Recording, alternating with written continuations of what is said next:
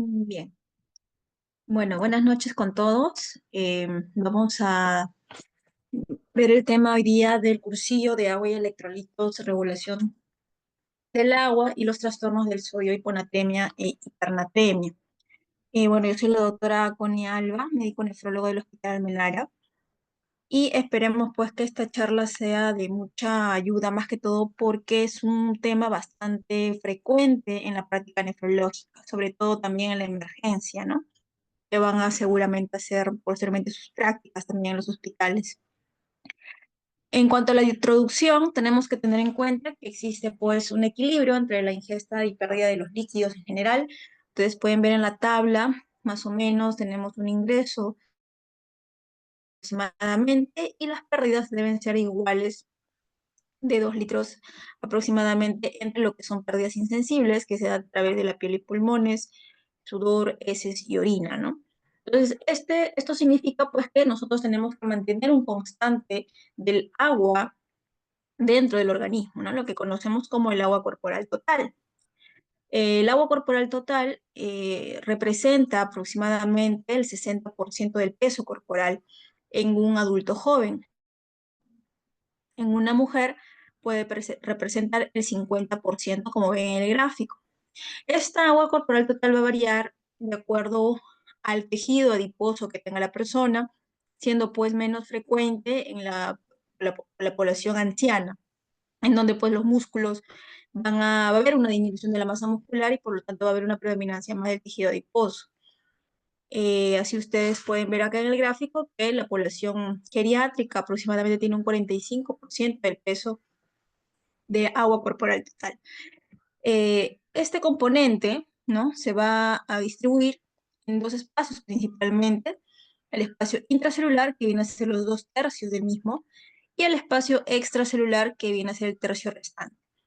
De este espacio extracelular tenemos dos compartimentos más, el espacio intersticial, que viene a ser 3/4 de este último, y el vascular plasmático, que es el cuarto restante, ¿no?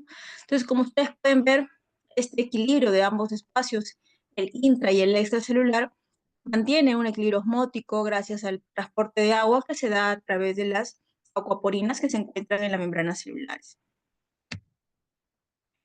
Cabe resaltar que también existe un movimiento llamado transcelular, pero los dos principales hemos mencionado que es el intracelular y el extracelular. Este compartimiento de líquido transcelular más que todo comprende pequeños espacios del cuerpo, como el espacio sinovial, el espacio peritoneal, el espacio pericárdico, intraocular y también el líquido cefalorraquídeo. En general, pues el total es una cantidad mínima de 1 a 2 litros aproximadamente. Pero cuando nosotros tenemos pues que calcular o la mayor predominancia de los movimientos de electrolitos que tienen implicancia en la salud, más que todo vienen a ser por los movimientos de electrolitos y agua entre los espacios intra y extracelular. En cuanto a los constituyentes de estos espacios, pueden ver en el gráfico, en la figura de la izquierda, que en el espacio extracelular el principal catión viene a ser el sodio y los principales aniones, el cloro y el bicarbonato. En cuanto al espacio intracelular, el principal catión viene a ser el potasio y entre los aniones el fosfato y aniones orgánicos. Pero no son los únicos, ¿no? Ustedes saben de que también tenemos otras moléculas presentes en el espacio plasmático, predominantemente los fosfolípidos y el colesterol. Entonces, esta distribución de electrolitos que ustedes van a ver, ¿no? Que estamos mencionando, entre los espacios plasmático e intersticial, que están abarcando el tema del extracelular, van a estar determinadas por fuerzas hidrostáticas y coloidosmóticas a través de las membranas capilares. Y la distribución del líquido entre los compartimentos intracelular y el extracelular van a estar más que todo por el efecto osmótico de los solutos pequeños, como los electrolitos de sodio, cloro y otros que también vamos a actuar a través de la membrana celular. Entonces, como hemos mencionado, principal cation intracelular viene a ser el potasio y a nivel del extra el sodio, ¿no? La diferencia, como ustedes pueden ver, entre el plasma y el intersticio, prácticamente tienen la misma concentración de los diversos componentes, salvo en las proteínas, ¿no? Que en mayor cantidad de proteínas se encuentra obviamente en el espacio plasmático. Para resumir esta primera parte, el equilibrio osmótico va a estar dado por prácticamente sus dos principales electrolitos. La osmolaridad extracelular va por la concentración de sodio y la osmolaridad intracelular va a depender de la concentración de potasio. Y ambas osmolaridades, como hemos mencionado en el primer slide, van a mantenerse en un equilibrio. El mantenimiento del volumen plasmático se va a relacionar más que todo por la regulación del sodio. De aquí que vamos a ver las disnatremias más adelante, que prácticamente viene a ser traducción del volumen de agua, ¿no? Acá pueden ver también cómo se da esta distribución, ¿no? Del agua entre los diferentes escenarios. Nosotros podemos tener acá una solución isotónica y una célula que se encuentra dentro de esta, pero si nosotros sometemos a la célula a un componente hipertónico, que es decir, que va a haber más solución celular, ¿qué va a pasar? Que el agua va a salir del intra al extra para tratar de compensar la osmolaridad, de tal manera que la célula se va a deshidratar, se va a encoger. Si por el contrario, nosotros sometemos a esta misma célula a una solución hipotónica con menos solutos, quiere decir que el agua va a empezar a entrar del extra al intracelular y la célula se va a edematizar o se va a hinchar, ¿no? Por eso está este gráfico para que ustedes puedan y la implicancia que tiene el tratamiento, sobre todo cuando veamos las disnatremias, ¿no?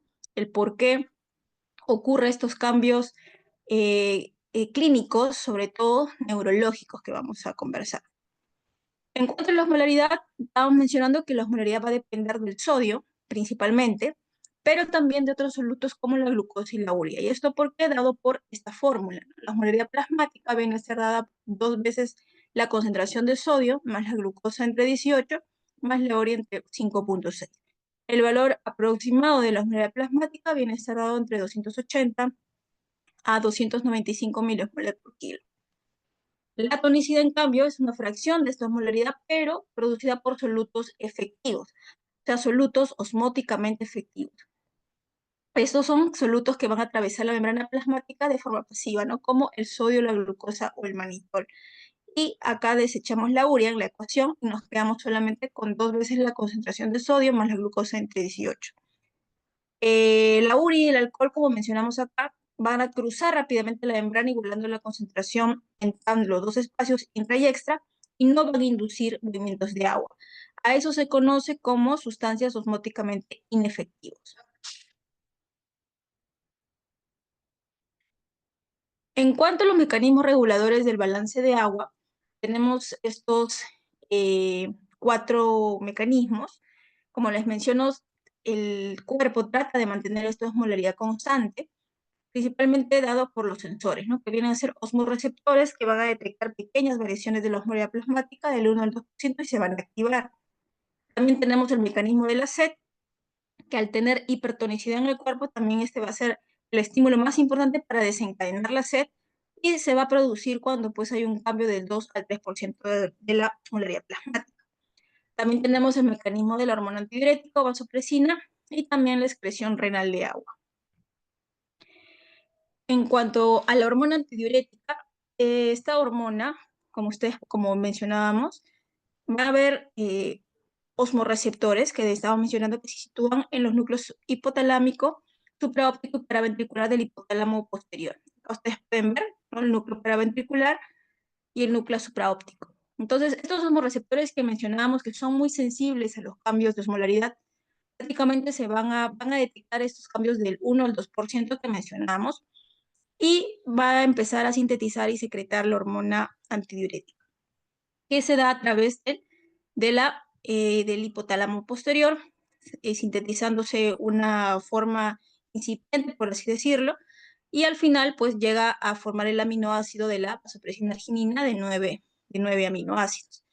Esta es la que va a actuar a nivel de la membrana vasolateral de las células del túbulo colector van a unirse a los receptores B2. Al unirse a estos receptores van a empezar a generarse una cascada al activarse la proteína G y va a repercutir en la síntesis de acuaporinas, ¿no? Que se van a expresar en la membrana apical de estas células del túbulo colector, de tal manera que van a permitir el paso del agua, ¿no? Esta hormona va a tener una vida media más o menos de 15 a 20 minutos y se va a metabolizar en el hígado y en el riñón. Prácticamente esta es la principal función de la hormona antidiurética. Entonces, la regulación de la hormona antidiurética viene a estar dada por dos formas, una regulación osmótica y una regulación no osmótica. La regulación osmótica es por así decirlo, es muy eficiente y se va a detectar pues con pequeños cambios que mencionamos de la osmolaridad, se van a traducir pues en grandes cambios de la hormona antidiurética, que se va a empezar a sintetizar con niveles de 280 milismoles por kilo, en cantidades normales, podríamos decir, y cuando comienza la osmolaridad a aumentarse, pues se va a aumentar exponencialmente la hormona antidiurética. Este es el principal mecanismo de su liberación, ¿no? De su síntesis. Pero también tenemos una regulación osmótica, por ejemplo, en pacientes que tienen pues una hemorragia importante, ¿no? Que vienen hecho hipovolémico o disminución de la presión arterial, hipotensos. También podemos tener en pacientes que están con mucha náusea o dolor, los posoperados o con ciertos fármacos también. Entonces, aquí en la derecha, ustedes pueden ver una síntesis de la acción de la hormona antidiurética en el cuerpo. Si tenemos en caso eh, un aumento, ¿no? Ya sea por un cuadro de deshidratación o diarrea, comienza a haber una osmolaridad aumentada del extracelular, entonces el hipotálamo esto va a detectarlo y se va a aumentar la liberación de la hormona antidiurética, que a nivel renal mencionábamos, se va a hacer que los conductos colectores expresen el receptor de acuaporinas y por lo tanto se retenga agua, ¿no? A la inversa, si nosotros más bien tenemos una disminución de la osmolaridad del extracelular, ya sea por una ingesta excesiva de agua, etcétera, más bien va a haber una menor liberación de hormona antidiurética y por lo tanto menos expresión de los receptores de acuaporina y por lo tanto más excreción renal de agua. Todo esto se hace para poder mantener la osmolaridad constante, que ya ustedes ya saben, ya hemos mencionado, ¿no? De 280 a 195 milímoles por kilo. Y en general, pues, gracias a esta acción de la hormona, la osmolaridad urinaria, siempre la osmolaridad urinaria va a oscilar entre estos valores de 50 a 1200 milimoles por litro. Bien, entonces eso es un breve repaso de la regulación del agua en el cuerpo y vamos ahora a hablar del tema de las disnatremias, ¿no? Es el electrolito que mencionábamos, el catión más importante del extracelular. Tanto la hipo como la hipernatremia van a en la regulación del agua y no va a ser del sodio, ¿no? Entonces, muchas personas pueden entender, incluso los mismos estudiantes de medicina tienen problemas en identificar ello. Estos trastornos van a reflejar alteraciones del nivel del agua. Entonces, todos tenemos que recordar pues que la concentración de sodio va a medir la osmolaridad del extracelular, lo que ya mencionábamos previamente, y la osmolaridad va a indicar cambios en el agua corporal total, o sea, si hay hiper o hiponatremia. Mientras que la cantidad de sodio va a determinar el volumen del extracelular y esto va a reflejar cambios en el volumen de deshidratación o hipervolemia. Entonces, las disnatremias vienen a ser trastornos del agua independiente de la cantidad total de sodio. Y esta regulación del agua y del sodio, como mencionábamos, se dan de forma independiente. Aquí en el cuadro lo podemos evidenciar. En cuanto al sodio, ¿qué va a regular? La concentración de sodio va a regular el volumen extracelular y va a censar el volumen del mismo, del volumen del compartimento celular. Los sensores que van a detectar estos cambios de volumen extracelular vienen a ser dados por el seno carotidio, como ustedes ven ahí, seno atrial o la arterial aferente.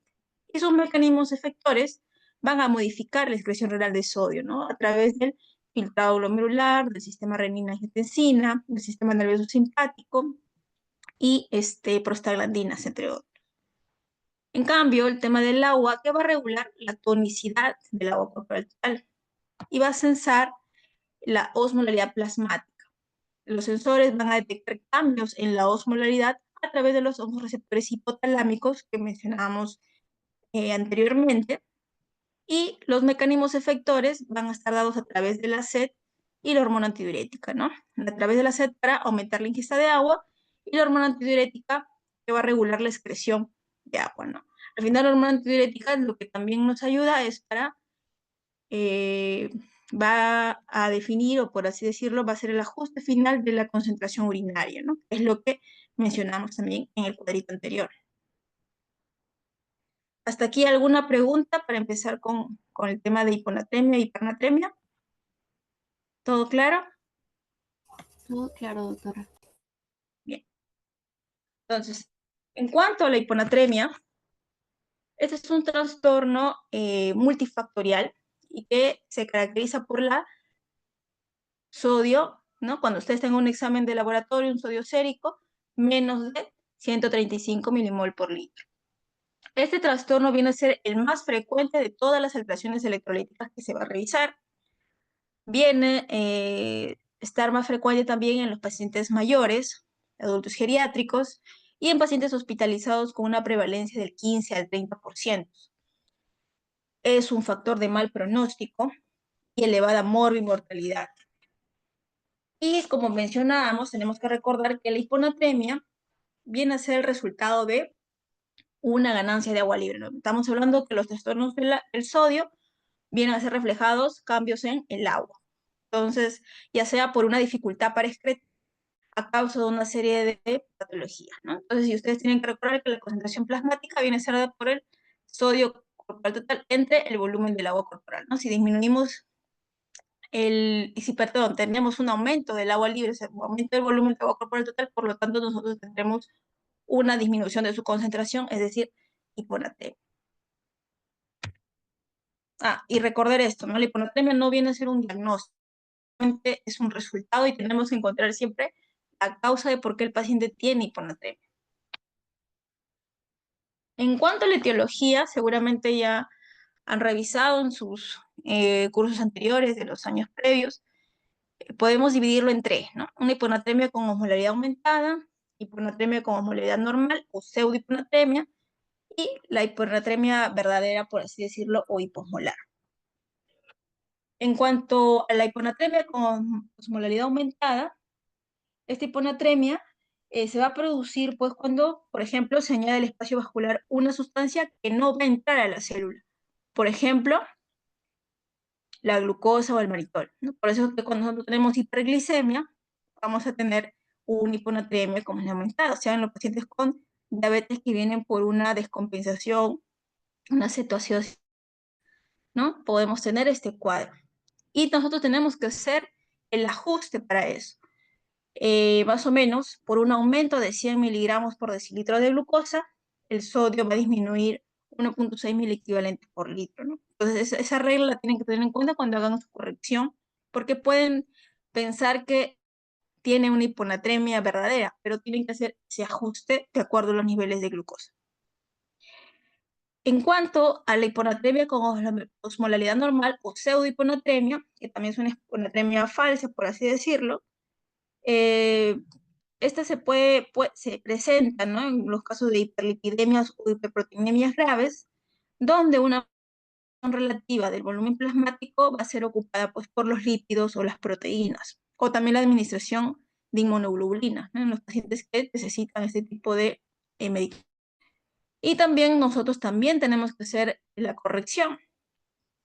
Cuando, por ejemplo, ¿no? En el caso de los lípidos, si nosotros tenemos, por ejemplo, más de 500 miligramos por encima, ¿no? De 500 miligramos de triglicéridos, también el sodio plasmático disminuye 1 ml equivalente por litro. Y en caso de las proteínas, si también tenemos un aumento más allá de los 4.6 gramos por litro de proteína, tenemos pues también una disminución del sodio de 1 ml equivalente por litro. Entonces, nosotros no estemos en ninguno de estos escenarios, tenemos pues la hiponatremia verdadera o la hiponatremia hiposmolar. Y en esta, como ustedes pueden ver, es por diferentes causas. Puede haber por un exceso de aporte, ya sea en la polidipsia psicótica, aquellas pacientes que toman bastante cantidades de agua, más de 5, 6, 7 litros. Administración también de líquidos hipotónicos, endovenosos, ¿no? En gran cantidad.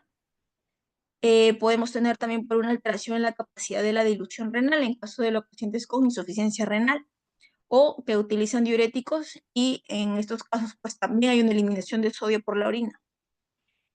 También podemos tener, por caso, por ejemplo, en el aumento de la hormona antidiurética no osmótica que mencionamos, por ejemplo, en casos de cuando hay depresión del volumen eficaz circulante por pérdidas renales, extrarrenales, cirrosis, síndrome nefrótico, o CIJAT, o causas ya un poco más, menos frecuentes, como la insuficiencia suprarrenal o el hipotiroidismo.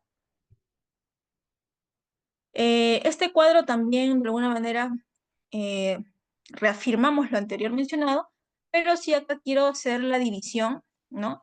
En cuanto a la hiponatremia verdadera y posmolar, que nosotros podemos dividirla en dos, ¿no? La hiponatremias agudas o las hiponatremias crónicas. Las hiponatremias agudas hablamos cuando se presentan en menos de 48 horas. ¿Y qué es lo que va a predominar en la hiponatremia aguda? Va a predominar un aporte elevado de agua libre. Entonces, acá, ¿en qué casos podemos tener aquellos pacientes que están postquirúrgicos o tras resección de una hiperplasia prostática, ¿no? Una resección transvaginal de próstata?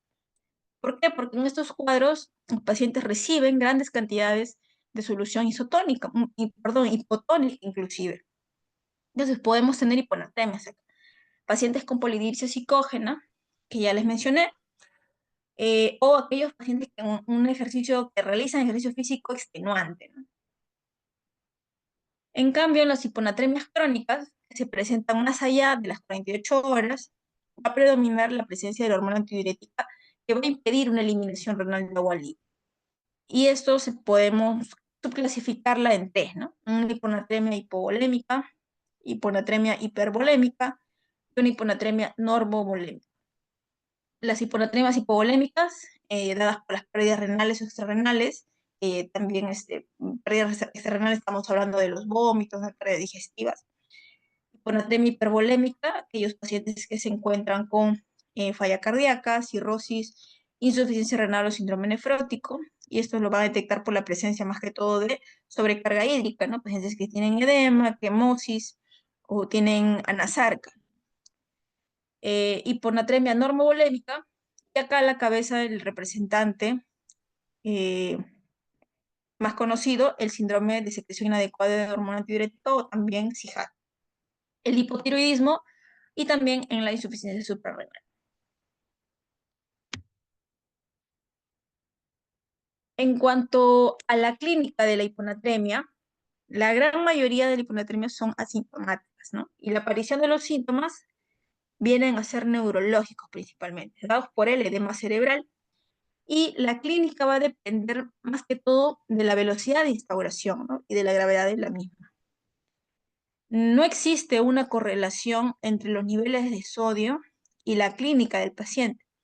Yo les muestro esta tabla más que todo para que ustedes vean eh, las diferentes manifestaciones neurológicas que tiene el paciente, pero no quiere decir que solamente se presenten con estos valores, ¿no? Antes se mencionaba, antes se mencionaba eso, ¿no? Que una hiponatremia severa, menos de 120 mil equivalentes, el paciente va a estar convulsionando, va a estar en coma. No. Ahora, inclusive, pacientes con disminuciones pequeñas del sodio pueden tener ya una clínica de severidad, por lo que nosotros volvemos a repetir que la sintomatología va a estar condicionada por la velocidad de instauración de la hiponatremia. Entonces, ¿qué síntomas leves tenemos? Cefalea, por ejemplo, el paciente puede tener un déficit de atención, alteración de la memoria, irritabilidad, depresión, trastornos de la marcha. Síntomas moderados, ya tiene un poco de confusión, desorientación, bradipsiquia, también náuseas y vómitos. Y los síntomas graves vienen a ser paciente en estupor, convulsiones o coma. O depresión respiratoria, tanto si que necesita intubación. Esto para que ustedes puedan más que todo diferenciar la severidad de los síntomas, pero no tienen correlación, vuelvo a repetir, con los niveles de sodio. En cuanto a una clasificación clínica de la velocidad de esta oración, es decir, si es aguda o crónica, pues en la aguda los síntomas van a ser mucho más abruptos, ¿no? Vamos a tener náuseas, vómitos, convulsiones, coma, paro cardiorrespiratorio y muerte. En la crónica, en cambio, son más largas. Podemos tener fatiga, confusión, somnolencia, déficit de la marcha, déficit de atención o caídas del paciente. Podemos tener estas dos formas de presentarse clínicamente y ustedes tienen que hacer la diferenciación si es aguda o es crónica del paciente. ¿Y por qué creen que se da la clínica neurológica en los pacientes con hiponatremia? ¿Por qué creen? A ver.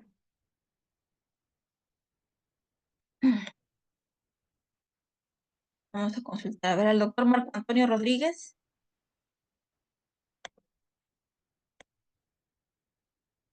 ¿Cuenta?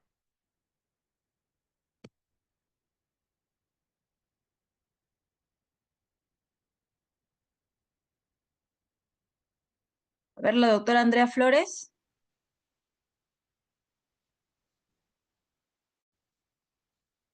¿Están ahí o han dejado nada más su presencia virtual? A ver, ¿algún voluntario? Doctora, A ver, ¿quién es? Disculpe. Fabricio Salazar. Mauricio. A ver, doctor, adelante. ¿Por qué cree que se presenta clínica neurológica en la hiponatremia? Por el edema que mencionó, que pues causado porque si hay menor concentración en la sangre y hay mayor concentración de iones dentro de las células, el agua va a tender ahí donde hay mayor concentración y va a causar edema en el tejido. Y aparte de que el sodio es importante para la transmisión nerviosa. Ya, sí, está bastante acertado lo que está mencionando. La clínica es neurológica efectivamente por este cambio de osmolaridad que se va a dar en el paciente, ¿no? O sea, nosotros cuando tenemos una hiponatremia aguda, como es acá el primer ejemplo, el segundo cerebrito que ven acá en el gráfico, al haber una caída de sodio y hemos dicho pues un aumento de agua, porque hemos mencionado, volvemos a repetir que la hiponatremia es por una más ganancia de agua corporal total.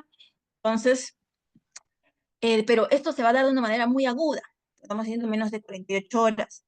Por lo cual, pues, el cuerpo, o mejor dicho, eh, las neuronas, al tener este desbalance de osmolaridad, van a comenzar a entrar el agua hacia dentro de las células, al intracelular. Y estas células se van a edematizar. Pero como es tan rápido, no le va a dar tiempo al cerebro a regulación, por así decirlo, para ir aclimatándose, por así decirlo, entre comillas, ¿no? Y por lo tanto, recordemos que pues que la masa cerebral está dentro del cráneo, que es una superficie dura, no expansiva, y esto pues va a terminar en generar pues esta clínica neurológica de gravedad rápida si es que no se da tratamiento, porque estamos hablando de una hiponatremia aguda, es una emergencia.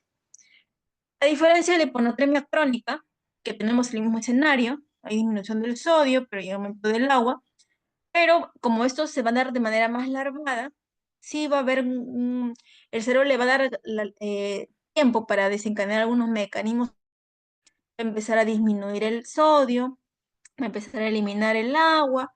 Entonces, el sodio va a empezar, pues, mejor dicho, las células eh, neuronales sí se van a expandir, sí va a haber un edema, pero no tan marcado como en el primer caso, ¿no? Entonces, esa es la diferencia del por qué en las dos, pero en general comparten la clínica neurológica, ¿no? Entonces acá ustedes pueden ver en estas imágenes tomográficas que en cuanto más grave, más rápido se instala la hiponatremia, entonces el edema, como ustedes ven, mira, es más marcado, ¿no? Ya no se notan las fisuras, totalmente amorfo el parénquima cerebral, y estos pacientes, pues, si no se instala un tratamiento rápido, pueden fallecer. Vamos a ver. Bien, entonces, Cuando nosotros estamos ante un paciente con hiponatremia, tenemos que hacer el diagnóstico, ¿no? Hemos mencionado que siempre tenemos que buscar la causa, el por qué. Y para ello pasamos por una serie de preguntas. Entonces, la hiponatremia, ¿qué calculamos primero? ¿Cómo está la osmolaridad? ¿No? Si la osmolaridad es real o no. O sea, calculamos la osmolaridad plasmática, que ustedes ya saben cómo sacarla, ¿no? Y ya les mostré la fórmula al inicio. 2 veces el sodio, más la glucosa entre 18, más la urea entre 5,6. Ya. Sacan la osmolaridad. Si esta está el normal o elevada, entonces descartan las causas que hemos dicho. La hiperglicemia, por administración de manitol, por la pseudohiponatremia de hiperlipidemia o hiperproteinemia. Listo. Pero si la osmolaridad plasmática está disminuida, entonces ustedes sacan el segundo paso. ¿Cómo está la ¿Está concentrado o no esa orina? Y para eso sacan su osmolaridad urinaria. ¿Y cómo calculan la osmolaridad urinaria? 2 veces la concentración de orina más la concentración de potasio en orina más la urea en orina entre 5,8. Normalmente esta es la fórmula completa. A veces en la práctica no toman en cuenta la urea y solamente se quedan con los dos electrones.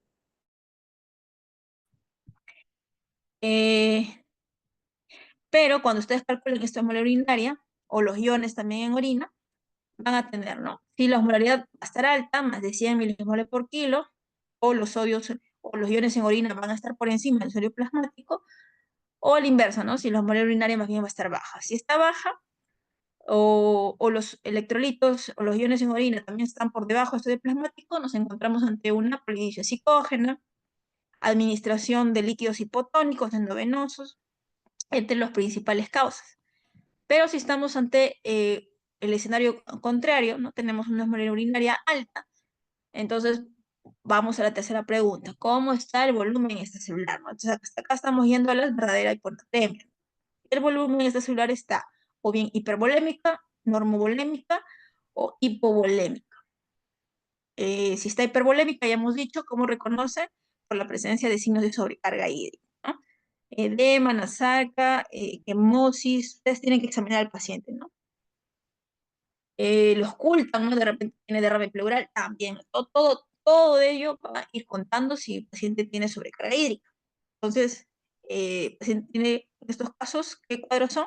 Insuficiencia cardíaca, cirrosis hepática, síndrome nefrótico o la falla renal también. Si tenemos una hiponatremia normovolémica, entonces calculamos acá vemos acá la patología más frecuente que dijimos, el CIJAT, que generalmente hay que buscar por causas de neoplasia, pulmonares, fármacos, etc. Otras causas, hipotiroidismo, insuficiencia suprarrenal. Y cuando tenemos una hiponatremia hipovolémica, tenemos que ver cómo están los electrolitos, ya no el sodio y el potasio, sino el sodio y el cloro. ¿Cómo están? Si están disminuidos, menos de 20 milicuarentos, está aumentado. Si está aumentado, quiere decir que el sodio está perdiendo a nivel renal. ¿Por qué causas? Diuréticos, también nefropatía pierde sal, o el síndrome cerebro pierde sal. Y si en caso tenemos el sodio urinario menos de 20, pues quiere decir que el sodio no se está perdiendo por la orina, sino por otra vía, por vía digestiva generalmente, vómitos, diarrea, o también tercer espacio, o los grandes quemados, ¿no? Aquellos que tienen también pérdidas cutáneas. Bien, entonces esto es un algoritmo donde ustedes se pueden guiar cómo afrontar un paciente con hiponatremia. Ahora vamos al tratamiento. El tratamiento de la hiponatremia es fundamental. Identificar la situación, ¿no? Tenemos que identificar la situación que necesita rápidamente el tratamiento, ¿no? O sea, si es una situación de una hiponatremia aguda o es una situación de hiponatremia crónica. Y dependiendo de eso, tenemos que establecer los límites de corrección del sodio para que nosotros podamos evitar complicaciones. Entonces, existen dos guías, ¿no? A nivel de la literatura, de las guías europeas y las guías americanas. En general, lo que coinciden ambas guías, como ustedes pueden ver, es la administración de bolos de solución hipertónica, ¿no? De cloruro de sodio al 3%. Esta solución hipertónica se puede dar hasta 3 veces, como mencionan acá, de 10 a 20 minutos y vas monitoreando o sale de la clínica neurológica, no va a resolverse completamente en un mismo instante, pero va a haber una cierta mejoría. Y más que todo se guían también del incremento del sodio plasmático. En promedio va a ser de 4 a 6 mil equivalentes por litro, ¿no? Eso es lo que menciona la guía americana. La guía europea, su objetivo es un aumento de 5 mil equivalentes por litro. Pero ahí están las dos, ¿no? Es un promedio, por así decirlo, prácticamente coinciden en ese valor. Entonces, vamos a reincidir. El tratamiento se basa en la premisa de si la hiponatremia se acompaña de síntomas neurológicos, ¿no? Porque eso, hemos dicho, es una emergencia médica y necesita tratarse con suero hipertónico. Si la hiponatremia es aguda o crónica, más que todo es importante para establecer la velocidad de corrección. Ahora queda claro el tiempo, cuánto tiempo se presenta la hiponatremia, si es una hiponatremia aguda o crónica, hay que considerarla como crónica y hay que tratar la corrección de esa forma. Porque si ustedes presumen que es una hiponatremia aguda y hacen una corrección pues muy rápida, probablemente se empeore el paciente, ¿no? Entonces mejor en estos casos, ya está esto estipulado en la literatura, suponen que estamos en un cuadro de hiponatremia crónica si no tienen el dato bien del tiempo y en base a eso se trabaja, ¿no? A menos que, como les vuelvo a repetir, si la clínica del paciente viene con signos de gravedad, ¿no? Neurológicos. Estamos hablando de convulsiones, estupor. Eh, entonces tenemos fórmulas para nosotros para hacer la corrección de la hiponatremia. Tenemos la fórmula tradicional, que es calculando el déficit de sodio a través de esta multiplicación del peso por la diferencia entre el sodio deseado menos el sodio actual. Esa es una forma. La otra forma es a través de la fórmula de Adroglima-Díaz, que se da calculando a través del sodio del litro de la solución a infundir, ¿no? Y ustedes lo calculan a través del sodio de la infusión menos el sodio del paciente entre el agua corporal total más 1.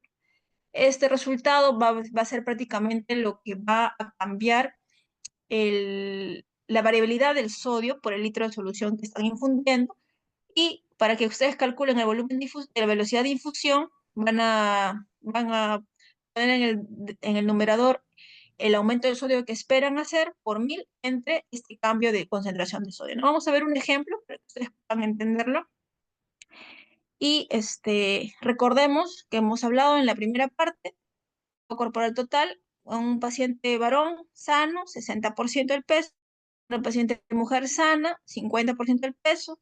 Si son adultos mayores, hombres, 50%, y si es mujer, 45%. Esos son los porcentajes que se manejan, ¿no? Para hacer los cálculos de la corporal. Y tenemos que tener una mayor precaución cuando nosotros corregimos la hiponatremia, porque tienen mayor riesgo de hacer edema cerebral mujeres en edad fértil, las ancianas que están en tratamiento contra SIDA, los niños, pacientes con desnutrición, es decir, que tienen bajo masa muscular, y en la polidipsia psicógena también. Entonces, ¿cuál es la composición de la solución hipertónica? Acá ustedes pueden ver este cuadro con las diferentes concentraciones de sodio que se maneja en la práctica clínica. La solución hipertónica viene a ser esta, del 3%, que tiene una concentración de 513 mil equivalentes. Y nosotros tenemos que preparar esta solución porque esto no existe, no viene una preparación de solución hipertónica ya para instalar, sino que hay que prepararla en base a la solución isotónica y también hipersodios, ¿no? El 20%.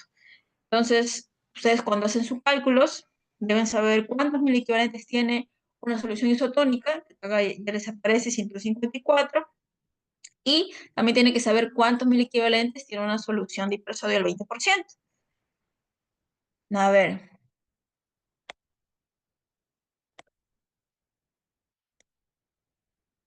A ver, la doctora Ana Lucía Trillo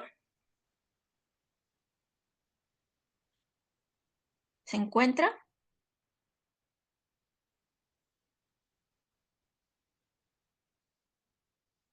La doctora Ana Lucía se encuentra.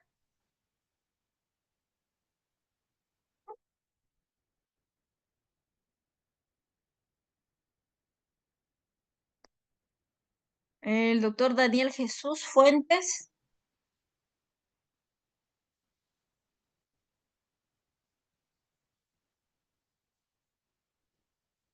Están muy callados. O un voluntario, a ver cuántos miliquivalentes tiene una solución del 20%.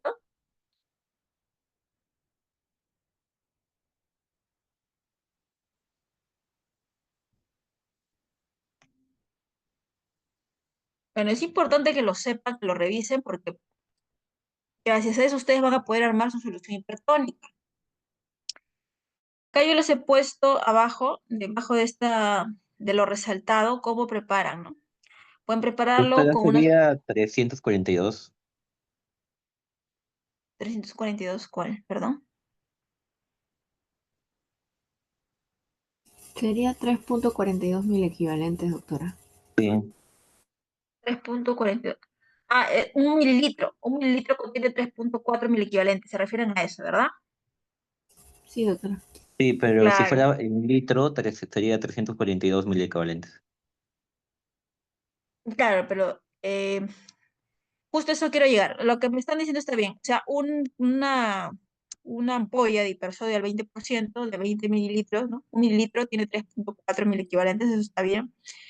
Y si nosotros tenemos la ampolla de 20 mililitros, serían 68 miliquivalentes. ¿Estamos? Sí, doctora. Exacto. Entonces, cuando ustedes quieren preparar la solución de 513, porque a esa concentración tienen que llegar, más o menos tienen que tener 900 cc de solución isotónica que tiene 154 mil equivalentes, más 5 ampollas y media aproximadamente del cloruro de sodio al 20%, ¿no? Si ustedes hacen esa suma, van a tener un aproximado del 513 de solución hipertónica. No llega a ser igual, pero es un aproximado para el cual ustedes pueden tener, ¿no? Esa solución. Eso es importante para que ustedes sepan en su práctica clínica, pues, ¿no? Si han hecho el cálculo, les va a salir más o menos por ahí.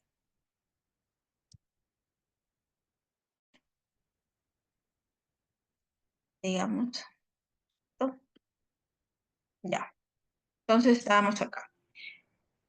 En cuanto entonces hablamos acá del tratamiento, ya sabemos que tenemos que tratar rápidamente la hiponatremia aguda o sintomática y utilizamos siempre las soluciones hipertónicas, ¿no? Al 3%.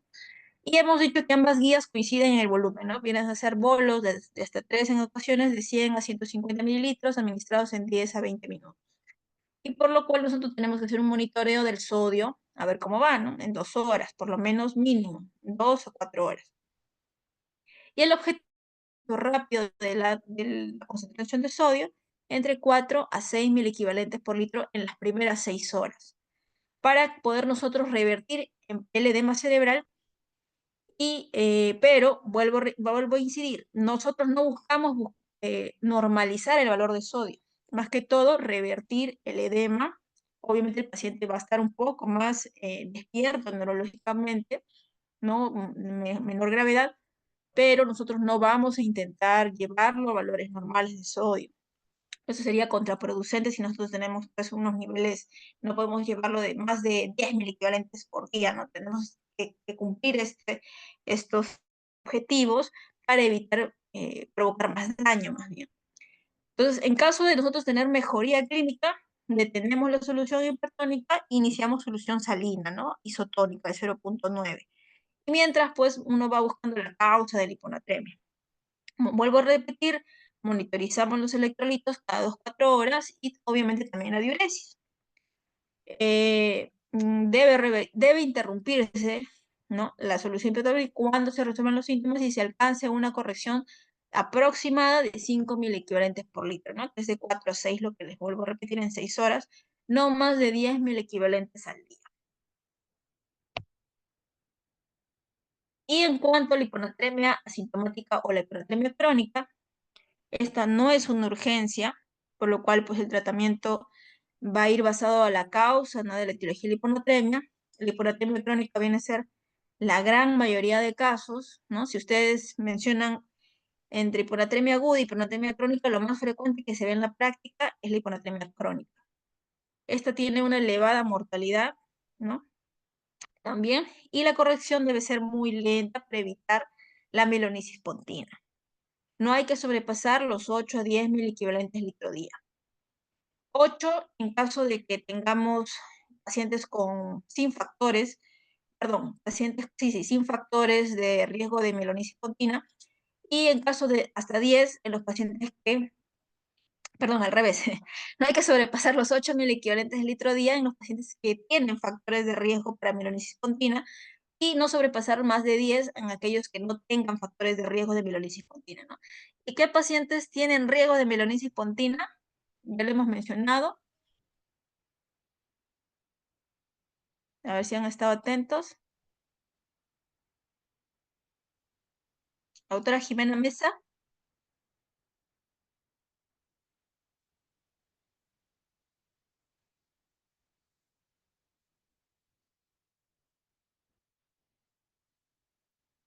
La doctora Jimena. O la doctora... Sí, aquí estoy. Ajá, sí, doctora. Decíamos, ¿en qué pacientes tienen más riesgo de desarrollar mielonisis pontina?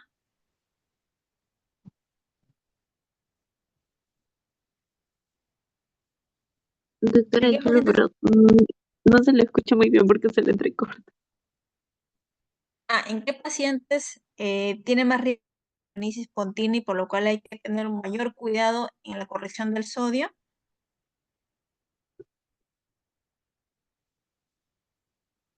¿O Mm, algún voluntario? A ver, algún voluntario. Doctora, ¿puede ser en el caso de que mi paciente tenga una hiponatremia crónica y que haga una rápida eh, corrección? Claro, o sea, eh, claro, la mielonisis pontina se genera por eso, ¿no? Por una corrección rápida de la hiponatremia en un contexto que no lo amerita, ¿no? Pero hay factores, hay ciertos pacientes en los cuales son más susceptibles a hacer mielonisis pontina. Doctora, son los que tienen hepatopatía crónica, desnutrición, quemaduras. Exacto. Lo que hemos mencionado, creo que un poco adelante, ¿no? Aquellos pacientes que tienden a desarrollar edema cerebral, creo que lo pusimos acá. Ahí está. Precaución adicional. Mayor riesgo de edema cerebral, ¿no? Mujeres, ancianos, en los desnutridos, ¿no? Hepatópatas también deben estar incluidos también. Ujú. Entonces, pacientes con alcoholismo, como bien menciona el doctor, desnutridos, pacientes ancianos, son los pacientes que tienden a tener mayor riesgo, ¿no?, de mielonisis pontina. Entonces, en ellos, con mayor razón, hay que ir con cuidado en la corrección del sodio. La mielonisis pontina suelen tener es un diagnóstico un poco tardío, podemos decirlo, ¿no? A veces no se ve en las tomografías o en las resonancias, si hay algún daño imagenológico ya suceden semanas después. Los síntomas sí suelen aparecer, es variable, entre 2 a 6 días luego de la corrección de una hiponatremia de manera abrupta. Y la clínica, pues, neurológica, como ya suponemos, ¿no? Disartria, disfagia, paraparesia, y obviamente que estos pacientes tienen un muy pésimo pronóstico, ¿no? Prácticamente quedan como un estado vegetal, con convulsiones y con alto riesgo de muerte, ¿no?, a corto plazo. Bueno, ustedes seguramente han visto las noticias también, ¿no? De estos casos que lastimosamente se han dado por el suero que tenía mucha cantidad de sodio, ¿no? Entonces, imagínense, estamos hablando de soluciones o de correcciones rápidas de sodio, de hipersodio al 3%, pues esos sueros tenían miles de veces más, ¿no?, de concentración de sodio, ¿no? Entonces, esos niveles de sodio han sido abruptamente subidos en poco tiempo y por lo tanto, pues se ha generado un edema cerebral muy, muy rápido y irreversible ya si pasaba el tiempo, pues, ¿no? Entonces, Esto es para que ustedes sepan, ¿ya? A eso pueden llegar si hacen una corrección rápida en un contexto que no lo amerita, ¿no? Estamos hablando de una hiponatremia crónica. Igual pasaría, ojo, si también corrigen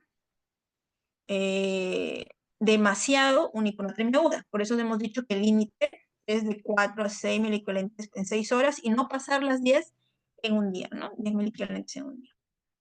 Bien. Entonces acá, prácticamente para sintetizar este algoritmo, entre las hiponatremias agudas y crónicas, ¿no? Cuando tenemos hiponatremia aguda sintomática, ya saben, la solución hipertónica al 3%. Objetivo, 5 miliquivaletes por litro en promedio. Control cada 2 horas. Si tienes una hiponatremia crónica, este tratamiento es más larvado y generalmente cuando tus pacientes revierten, por así decirlo, más lentamente, ya hasta el manejo puede ser ambulatorio, no necesitaría estar hospitalizado para esto. Bien, entonces acá es algo un poco más específico del tratamiento de acuerdo al tipo de hiponatremia, ¿no? Entonces tenemos una hiponatremia que decíamos de acuerdo a la volemia, si teníamos hipervolémica, normovolémica o hipovolémica. Si tenemos una hiponatremia hipervolémica, que hemos dicho que hay ganancia, sobre todo más de agua que de sodio, ¿no? Por eso el paciente tiene signos de sobrecarga hídrica, edema principalmente. Entonces, ¿qué es lo que tenemos que, como parte del tratamiento, hay que eliminar el agua libre que tiene en exceso? Para eso tenemos que restringir los líquidos, obviamente, tenemos que disminuir el aporte y utilizar diuréticos, de preferencia diuréticos de asa, o también ahorradores de lactona, ¿no? Según sea el caso, dependiendo del paciente. Esto es en principal. Pero si tenemos una hiponatremia hipovolémica, que ya sea por pérdidas, ¿no? Renales y extrarrenales, acá estamos perdiendo más agua y también perdemos sodio. Entonces, lo que tenemos que reponer, tenemos que dar con suero salino isotónico. No podemos dar diuréticos acá porque estamos hablando de un paciente que pierde agua, ¿no? Entonces, y tenemos que reponer también con sal y agua, ¿no? Como hemos mencionado, isotónica, al 0.9%, un aproximado de 30 mililitros kilo día, ¿no? En volumen. Esto siempre a la par haciendo su balance diario, ¿no? De ingresos y egresos. Y para eso ustedes ya saben cómo calcular al primer slide que puse, ¿no? Todos los ingesta del agua del metabolismo oxidativo y los egresos de acuerdo a las pérdidas insensibles, a la orina, a las heces, etc., ¿no? Entonces, en base a eso es su balance y van viendo cómo va el volumen y sus controles de electrolitos. Y si tenemos una hiponatremia normovolémica, que estamos hablando que acá hay ganancia de agua, entonces tenemos que restringir los líquidos y hay que eliminar esa agua libre, restringiendo los líquidos y dando un aporte de sodio de 3 a 4 gramos aproximadamente. Cuando no hay respuesta, sobre todo en el CIHAT, nosotros le damos Vapanes, ¿no? Acá en el Perú no hay, pero sí se reporta en la literatura, ¿no? Internacional. Bien. Entonces vamos con el caso 1. Solamente he puesto un casito en cada uno para no dilatar mucho la teoría, también porque son nos vamos a ir sino hasta muy tarde. A ver, tenemos una paciente de 76 años, de 46 kilos, con un sodio sérico de 112, una osmolaridad plasmática de 228 milimoles por kilo, somnolienta, y nosotros estamos ante una hiponatremia aguda crónica. ¿Qué dicen?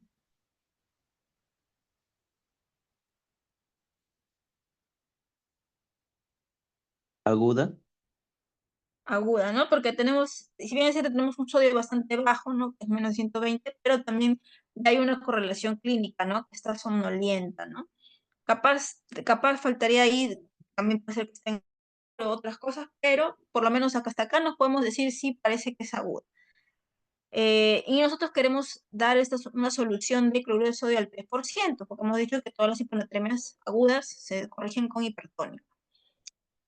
Y queremos incrementar, pues hemos dicho que no hay que pasar los 10, por ejemplo, queremos subirle 8 equivalentes al día. Entonces, tenemos que preparar una solución en base a esta solución hipertónica, ahorita esta parte es para calcularlo, ahorita lo vamos a ver cómo lo vamos a calcular. Entonces, utilizamos la fórmula de Adrogué-Díaz, ¿no? Que hemos dicho que es...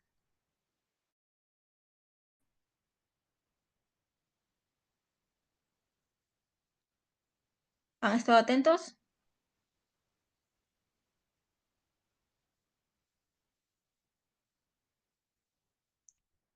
El de sodio de infusión menos el sodio del paciente entre Ajá, el peso. ajá. Sí, ese es Muy bien, la doctora fórmula. Rodríguez. Exacto. Entonces, sodio de la infusión, ¿cuánto es? 513, ¿no? Menos el sodio del paciente, ¿cuánto es? 112. Entre el agua corporal total, ¿cuánto sería en este caso?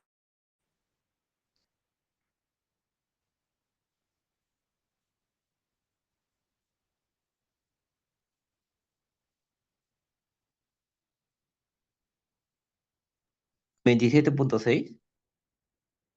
7.6. ¿El agua corporal? Perdón, doctor. Estamos calculando el agua corporal. 23. 23, ¿no? ¿Con cuánto de porcentaje están calculando? Una 70%. mujer, ya, no, 60% es para un varón sano, 50. 50% es para una mujer sana. Para un hombre adulto mayor es 50% y para una mujer adulto mayor es No, 45. 45%. Exacto. Todo está en el slide, ¿ya? Tienen que haber prestado Y atención, entonces ¿no? sería 20.7. 20.7 y más 1, 21.7, ¿no? Bien, entonces tenemos sodio infundido menos sodio sérico, agua corporal total más 1, como bien dice el doctor Rodríguez, 513 menos 112, entre 21 aproximadamente 20.7 más 1, 0.2 mil equivalentes por litro. Eso es la cantidad que va a ser, que va a variar mi solución de hipersodio que voy a infundir, ¿no? Entonces, hemos mencionado, nosotros queremos calcular cuánto de velocidad de infusión vamos a dar, multiplicamos la cantidad de mil equivalentes que queremos corregir, en este caso queremos corregir 8 nada más en todo el día, multiplicamos por 1000 entre esta variación de la concentración de sodio que vamos a tener, y aquí nos va a salir un volumen más o menos de 440 cc. Los 440 lo dividimos en 24 horas y vamos a poder dejar ese goteo de 18 bueno, aproximadamente 18 cc por hora, ¿no? Y eso se lo indicamos pues en la indicación médica para que la enfermera comience a hacer a instaurar la solución hipertónica con la infusión, pues, ¿no? Correspondiente. Bien, entonces Doctora, a espero eso que se le este caso les haya multiplica, ilustrado, doctora, a ¿sí? ese resultado se le multiplicaría por el número de gotas, porque, o son 18 ¿Mm? gotas. Ujú. ¿Son Claro, 18 gotas? no, no, no, este 18 cc, Sí, y eso se le multiplica 18.3, por el número de gotas, ¿no? Que es más o menos, creo que un cc es 21 gotas. exacto, un cc es 20 gotas. Ah, y entonces sería como 370 más o menos gotas por hora. Ajá. Si lo sacas es gotas por minuto, ¿no? Mm, ujú. De ahí lo conviertes a gotas por minuto, que es lo que maneja enfermería. Ujú. Sí, pero está bien, o sea, a eso Mm, pueden hacer la equivalencia, no hay problema. Lo convierten a gotas por minuto. Ujú. o sea, sería 6 gotas por minuto, así. ¿Perdón? Pues, o sea, lo que sale es 18 cc's por 20 sería 18 cc por 20 Ujú. sale 360 gotas por hora. Entonces esto se le divide entre 60 y saldría 6 gotas por minuto. Y eso se deja en la indicación. Claro, se le deja en la indicación, exacto. Porque estamos hablando Ya, de una solución hipertónica que estamos dejando de 15, o sea, esta es una solución bien concentrada, que es para darle en las primeras 6 horas, prácticamente, ¿no? Si estamos dejando la infusión. ya, doctora, gracias. Bien. Entonces, hasta ahí está bien el ejemplo. Entonces, sigamos con el CIHAT, ¿no? El CIHAT Mencionábamos que el CIJAT viene a ser la enfermedad representativa de la hiponatremia normovolémica, ¿no? Se da por un aumento de la secreción de hormona antidiurética. ¿Y qué características vamos a tener en el CIJAT? Va a haber incapacidad para excretar la orina diluida. ¿Por qué? Porque al haber más cantidad de hormona antidiurética se va a retener más agua libre y por lo tanto tenemos un estado hiposmolar y la orina va a salir diluida. Va a haber, perdón, la orina va a salir más concentrada. La eliminación de sodio va a estar aumentada en orina y tenemos la hiponatremia dilucional normovolémica, ¿no? Para que puedan entender, dijimos que a nivel cerebral del hipotálamo posterior si va a sintetizar la hormona antidiurética. Esta va a causar lo que mencionábamos en los receptores B2, ¿no? El túbulo colector, retención de agua. Luego, esto, como va a haber mayor captación de agua a través de las aquapoриnas, va a hacer de todo por los sensores también atriales que existen a nivel del corazón. Estos van a detectar que hay mayor expansión del extracelular y se va a sintetizar el factor natriurético que va a permitir excretar el sodio, ¿no? Por eso nosotros tenemos un sodio aumentado en orina y esta retención de agua que lleva a una hiponatremia hipoosmolar. Las causas del CIJAT vienen a ser múltiples, porque este es un síndrome, no es una enfermedad en sí, es un síndrome que puede ser por causas tumorales, principalmente los cánceres de pulmón, alteración del sistema nervioso central, fármacos, patología pulmonar, neumonía, puede ser que está en ventilador mecánico, entre los principales. El criterio diagnóstico de síndrome de CIJAT, este es el diagnóstico es por exclusión. Pero para eso tenemos estos criterios: una hiponatremia hiposmolar que viene a ser dada por un sodio plasmático menos de 135 miliequivalentes por litro y una osmolaridad plasmática menos de 280 milimoles por kilo. Hemos dicho que es una hiponatremia normovolémica. La concentración urinaria y la osmolaridad urinaria va a estar elevada, más de 100 milimoles por kilo. El urinario va a estar elevado por la esternatriuresis, 40 miliequivalentes por litro.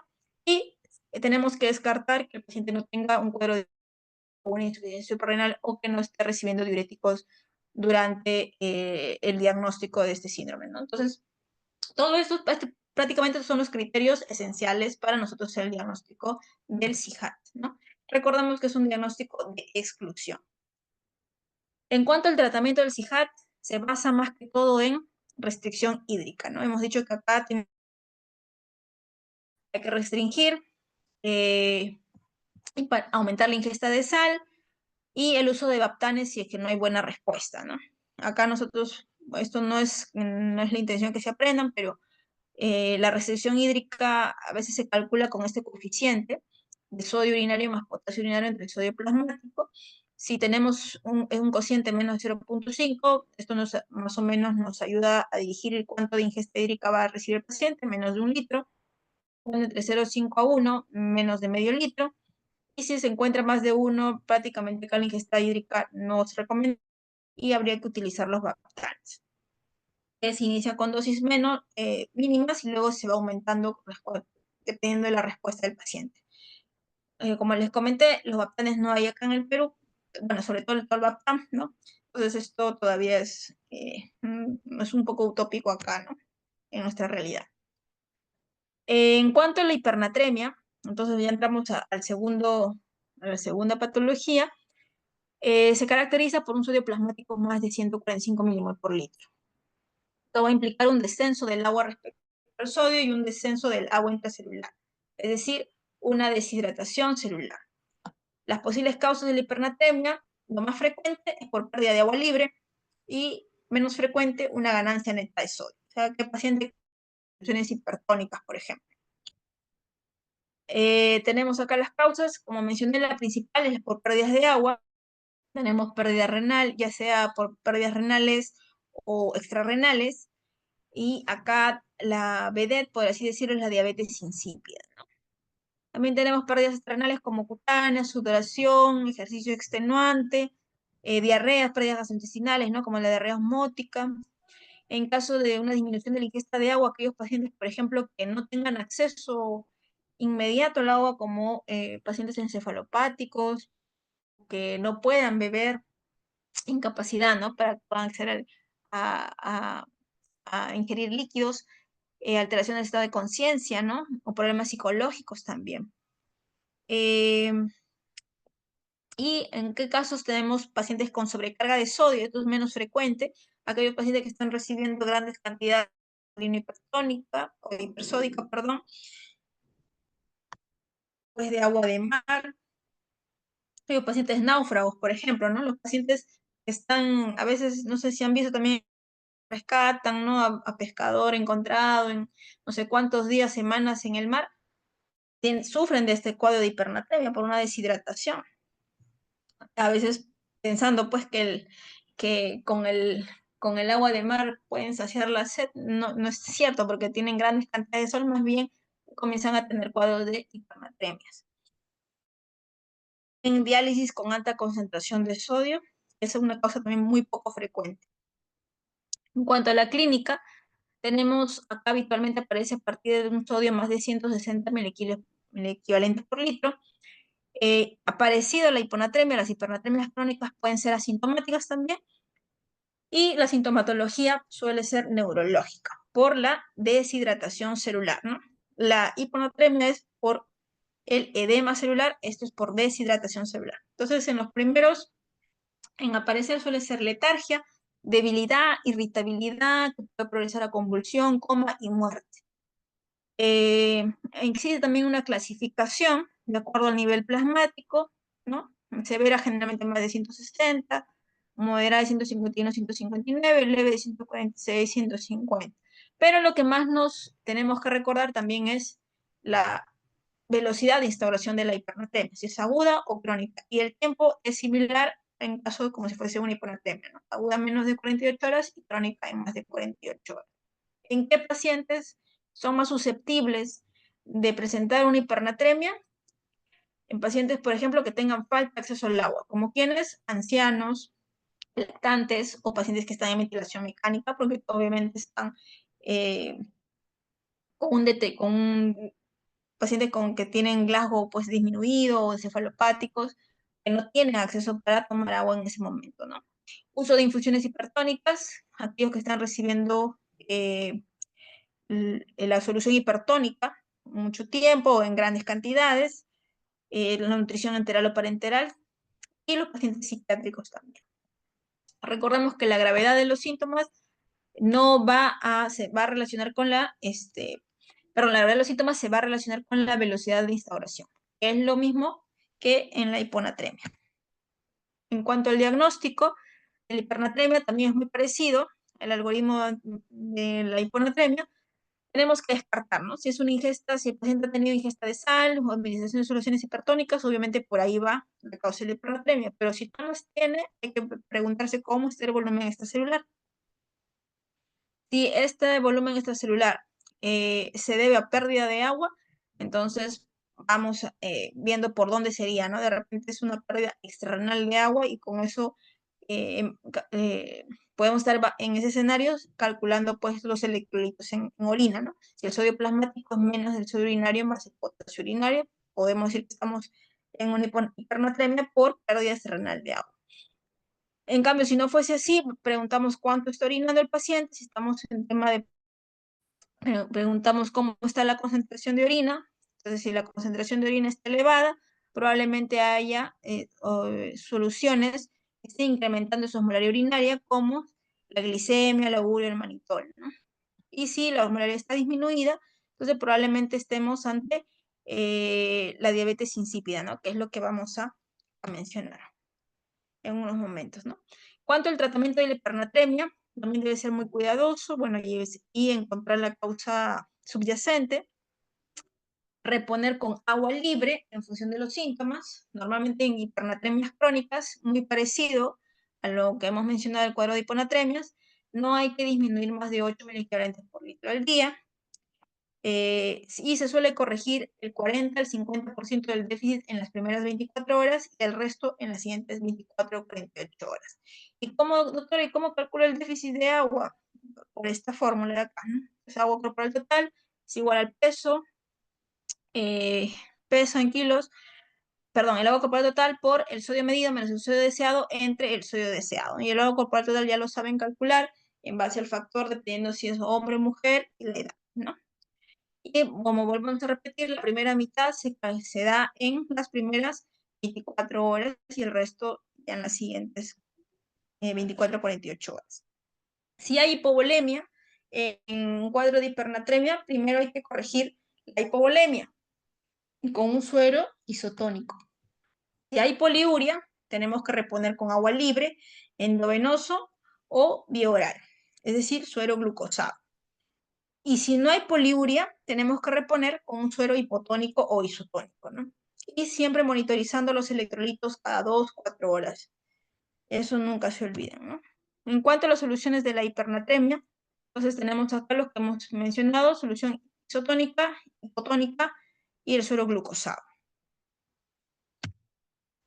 En cuanto al tratamiento de la hipernatremia, va a depender, como les menciono, de acuerdo al tipo. Si es hipovolémica, hemos mencionado que hay que corregir el volumen administrando suero salino isotónico hasta que mejore la volemia y veamos la causa de la misma, ¿no? Asimismo, una vez que se corrija la volemia, recién pasamos a corregir el déficit de agua y calculamos la fórmula y todo ello para nosotros administrar el suero hipotónico. Si tenemos una hipernatremia hipervolémica, tenemos que eliminar el sodio. Y esto hacemos con disminución del aporte, diuréticos que también nos ayudan a eliminar el sodio por orina, o por último, si la hipernatremia es refractaria, muy elevada a pesar del tratamiento médico, quedaría la hemodiálisis, que también es una indicación no tan frecuente, pero podría ser también la hemodiálisis de emergencia, ¿no? Hipernatremias severas refractarias. Euvolemia, la hipernatremia euvolémica, bueno, acá tenemos déficit de agua, tenemos que calcular también el déficit y administramos sueros hipotónicos, ¿no? Glucosado o en forma de endovenoso, también de agua oral. Y en caso de diabetes insípida, como mencionábamos, también el tratamiento está en base a la desmopresina. Bien, acá mencionamos otro caso, a ver, de un varón de 76 años, 68 kilos, sodio sérico de 168, se encuentra postrado, deshidratado, taquimnéico febril, y queremos usar esta solución, ¿no? Es una solución hipotónica, ¿no? Como hemos mencionado, dextrosa al 5% más un hipersodio del 20%. Entonces, ¿cómo calcularían ustedes acá? Sí, utilizando no la fórmula, la última que hemos mencionado, sino la anterior del Andragao-Díaz, también podemos utilizarlo acá por si acaso, ¿no? Esa fórmula se presta también para los dos.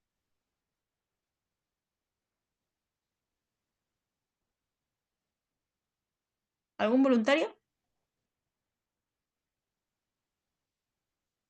O ya se durmieron ya. ¿Están ahí?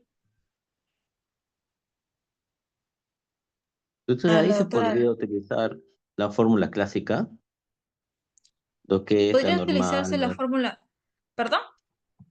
se podría utilizar la fórmula clásica, lo que es la normal menos actual entre el peso corporal de agua Ujú. y Ajá, el de déficit ahí, de agua.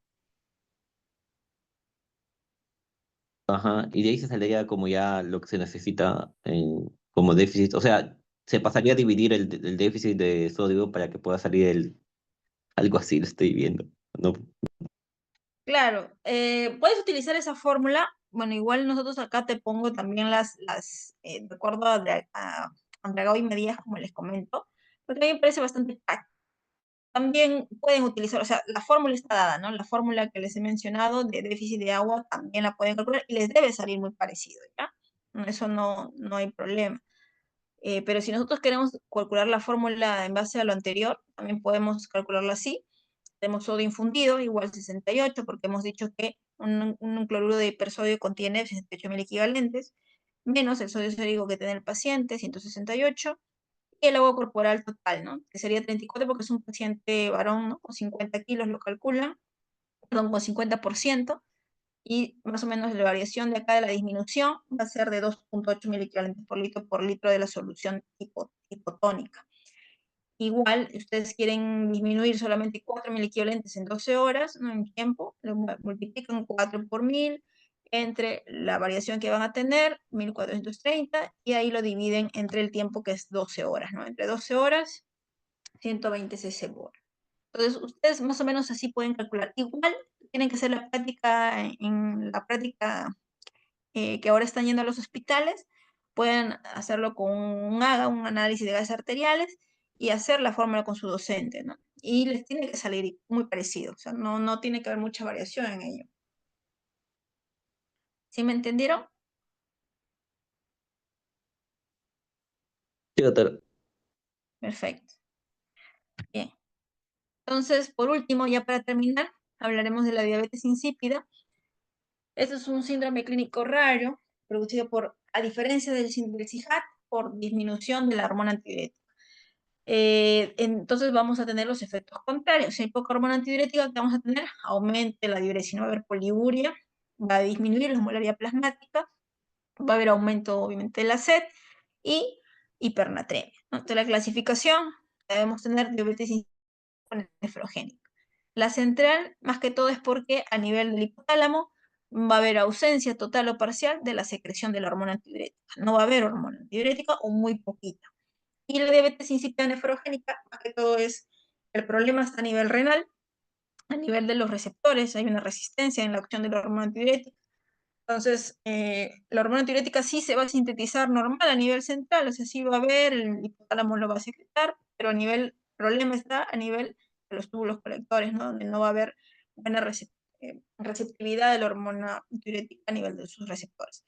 Entonces, las causas, acá podemos mencionarlas: central, nefrogénica, y dentro de las causas central, varias también, y parecido al SIHAT, tumores, pero acá son más que todo tumores neurológicos, operaciones neurocirugías también que tengan los pacientes, traumatismos cerebrales, infecciones del sistema nervioso central como meningitis, encefalitis. Y en cuanto a diabetes insípida nefrogénica, como mencionábamos, lo principal es por esta alteración a nivel de los receptores, eh, que están alterados o no se sintetizan o muy poco se expresan a nivel renal, ¿no? Pero también tenemos acá la diabetes nefrogénica por fármacos, también puede haber por diuréticos, etcétera, ¿no? Entonces, el diagnóstico de la diabetes insípida nefrogénica, perdón, la diabetes insípida, hacemos a través de la deprivación hídrica, ¿no? Nosotros al paciente se le inicia pues una deprivación temprano, ¿no? La noche anterior o la mañana del test, a partir de 7 de la mañana, no ingiere líquidos, se determina un estado basal de cómo está la osmolaridad, la vasopresina, electrolitos en sangre y en orina, y se va midiendo la diuresis, la osmolaridad, el peso cada 2 horas, ¿no? Y uno va viendo, ¿no? La restricción de agua se va a mantener hasta que el peso disminuye más de un 3 a 5%, o la osmolaridad se estabiliza, o el sodio plasmático aumenta más de 145 miliquilentes por litro, ¿no? Entonces, en base a eso, ustedes ponen la interpretación acá abajito, y se vuelve a determinar, obviamente, los valores otra vez finales de vasopresina, osmolaridad, electrolitos en sangre y en orina. Entonces, cuando ustedes tienen los valores, van a poder diferenciar, ¿no? Porque un paciente normal, cuando tú lo sometes a un test de deprivación, prácticamente la osmolaridad no va a cambiar tras la administración exógena de hormona antidiurética, ¿no? Por ejemplo, la osmolaridad va a subir la osmolaridad de un paciente normal porque sus sistemas están compensando, ¿no? Si lo estás deprivando de líquidos, obviamente su osmolaridad va a aumentar. Si ¿cómo va a estar la hormona antidiurética tras la deprivación? Obviamente va a aumentar más de 2, pero no mucho tampoco. Y el aumento de hormona antidiurética exógena no va a haber poco o nada. ¿Por qué? Porque el paciente tiene hormona antidiurética normal, no necesita exógenamente que se le administre. Entonces no va a haber cambios de osmolaridad si se le administra hormona antidiurética de manera exógena. En cambio, una diabetes insípida central, que el problema está a nivel, obviamente, del hipotálamo. Entonces, la osmolaridad, ¿cómo va a estar con la deprivación? Va a estar va a estar disminuida, porque obviamente acá no se secreta hormona antidiurética, estamos diciendo que hay cantidades mínimas de la misma. La hormona antidiurética tras la deprivación no va a ser detectable, va a ser muy mínima, porque no existe o no hay. Y el aumento de la osmolaridad tras la administración de hormona antidiurética va a estar notable, ¿no? O sea, ¿por qué? Porque el paciente hormona antidiurética, y si necesitamos hormona antidiurética exógena, la osmolaridad va a empezar a aumentar. Y en cuanto a la diabetes insípida nefrogénica, la osmolaridad con la deprivación de agua también va a estar baja, de 300 a 500, porque no va a actuar bien la hormona antidiurética a nivel renal. La hormona antidiurética tras la deprivación va a estar aumentada. ¿Por qué? Porque el cerebro sí sintetiza hormona antidiurética. Entonces, como no hay acción a nivel renal, el cerebro piensa de que no hay y sigue sintetizando y aumenta sus niveles. Pero cuando nosotros administramos exógenamente hormona antidiurética, el aumento de la osmolaridad prácticamente no va a haber cambio. ¿Por qué? Porque, vuelvo a repetir, el problema no está a nivel nefrogénico, ¿no? No hay buena receptividad del mismo. Bien. Más o menos es para que ustedes puedan entender cómo se interpreta el resultado, ¿no? Y el tratamiento de la diabetes insípida viene a estar dado por aporte de la hormona antidiurética exógena, que es la desmopresina. Es una sustancia sintética análoga a la hormona antidiurética que va a actuar en los receptores B2. A diferencia de la diabetes insípida nefrogénica, que la principal forma de tratamiento es el uso de ácidas con una dieta pobre en sodio y proteínas. La amiloide también, bueno, se podría utilizar, pero tampoco no, acá en el Perú, bueno, sí se utiliza en ciertas ocasiones, pero más que todo se suele utilizar los diuréticos, ¿no? Y con esto los pacientes, bueno, se puede decir que mantienen unos niveles adecuados de sodio plasmáticos. Para resumir, en este cuadrito podemos ver la diferencia entre la diabetes insípida y el SIHA, ¿no? Decíamos que la diabetes insípida tiene una poliuria, ¿no? Una diuresis aumentada, el SIHA más bien va a estar disminuido, ¿no? El equilibrio, estamos acá, la osmolaridad de orina entre la osmolaridad plasmática va a ser menos de 1, porque en la diabetes insípida hemos dicho que la osmolaridad urinaria, ¿cómo va a estar? ¿Cómo va a estar? Aumentada. Exacto. En cambio, en el SIHA, no, perdón, ¿cómo me dice? ¿Aumentada? En el SIHA aumentada y en la diuresis insípida Ajá, disminuida. exacto, disminuye, exactamente. Y esto se correlaciona con la densidad también, ¿no? Mayor densidad urinaria en la SIHAT y disminución de la densidad urinaria en la diabetes insípida. Y la anatemia, obviamente la diabetes insípida está con hipernatremia y la SIHAT con la hiponatremia. Bien, bien chicos. He tratado de que se entienda la clase, espero de que hayan aprovechado estos minutos. Sé que nos hemos pasado un poco de la hora y van a ser las 11 de la noche, pero este es un cuadro bastante frecuente, como les comento. Hay que saber tratarla, hay que tratarla también, identificar primero, ¿no? Si es agudo o crónico, dependiendo de eso, el tratamiento, y calcular sobre todo también la infusión, ¿no? La que va a dar, y preparar la solución que van a dar, ¿ya? Entonces, si no hubiera ninguna pregunta, creo que hasta ahí quedaríamos, ya nos veríamos el próximo lunes. Pero disculpe, una pregunta. Entonces, Sí. en la fórmula de Adrogué y Madías, en lo que es sodio de infusión, en una hiponatremia siempre va a ser 513 y una hipernatremia siempre va a ser 68. Eso no va a variar. No. Claro, la hipertónica sí está en 513, pero en la hipernatremia tú puedes preparar tu solución hipotónica. Una es esa con un cloruro, con un hipersodio. Otro solamente le puede nada más también. Y eso tiene 0 también. ¿Sí me entiende? Sí, doctora, A muchas ver. gracias. ¿Sí me entendió? ¿Sí? Sí, doctora. Ahí. Entonces, sí, porque ahorita ya lo cerré el PowerPoint, pero ahí estaban las soluciones que les puse, ¿no? Bueno, ya se me fue, creo. A ver, acá. A ver. Sí ven mi pantalla, ¿no? ¿Sí ven? Está acá, en la parte de las soluciones, donde les mencionaba. Ah, Acá, aquí. Acá, ¿no? Les mencionaba que la solución isotónica tiene 154, la hipotónica tiene 76.5, el glucosado tiene 0, ¿no? Entonces pueden preparar una solución hipotónica, ya sea con la solución de 0,45, que también es una opción de y con hipernatremia, ojo, también le pueden dar esta. O, como mencionaba en el gráfico, en el ejemplo, el glucosado le ponen un hipersodio, ¿no? que vienen a ser por 68.000 equivalentes, pues, ¿no? Acá aparece 34 porque es una ampolla de 10, pero acá en el Perú utilizamos la de 20 mililitros, ¿no? Por eso tenemos 68. ¿Más claro? Sí, doctora, mucho mejor. Gracias. Listo. Bueno, si no hay más preguntas, entonces hasta aquí nos quedamos, alumnos. Ya nos vemos en el siguiente lunes.